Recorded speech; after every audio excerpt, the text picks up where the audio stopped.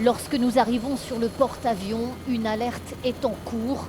Concentration et tension en pleine guerre au Moyen-Orient. L'un de ces avions Rafale doit rentrer précipitamment de mission. On garde bien à évacuer tout le pont. Le pilote va devoir apponter en urgence. C'est la course dans les échappées, dans les coursives. Et sur le pont d'envol, les marins ont tous été rappelés à leur poste. Nous, dans tous les cas, on prépare ce qu'il faut pour, au cas où, en cas de crash, on intervient pour préparer le dispositif. L'inquiétude dans l'un des postes de contrôle, en surplomb de la piste. Nous comprenons que le Rafale en question n'a pas été attaqué. Il a en revanche une grave avarie, appontage finalement réussi et soulagement à bord. C'est un avion qui rentre avec une panne, il est monomoteur. Le Rafale a double moteur, il fait bimoteur et il est arrivé avec un moteur en panne.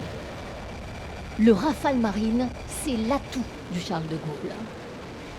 Et c'est à la demande du président Macron qu'il est positionné ici, en Méditerranée orientale. Ce pilote s'apprête à décoller vers les côtes syriennes, israéliennes ou libanaises. Mais sa mission est uniquement défensive. Il n'engage pas de combat contre l'Iran, par exemple. Mais il occupe et défend l'espace maritime. C'est une mission dans une zone particulière, parce qu'il y a beaucoup de tensions. Mais c'est une mission qui nous permet de jouer un rôle d'amortisseur, de stabiliser les tensions ici, rien que par notre présence. Briefing avant le départ. 19 861, 142, 166. 12 Rafales vont décoller dans les minutes qui viennent. Vos avions!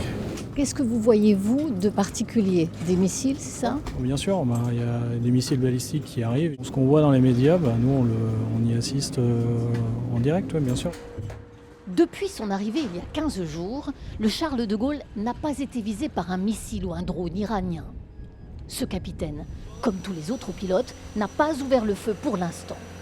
Il surveille la zone, renseigne sur ce qui se passe dans le ciel et sur la mer.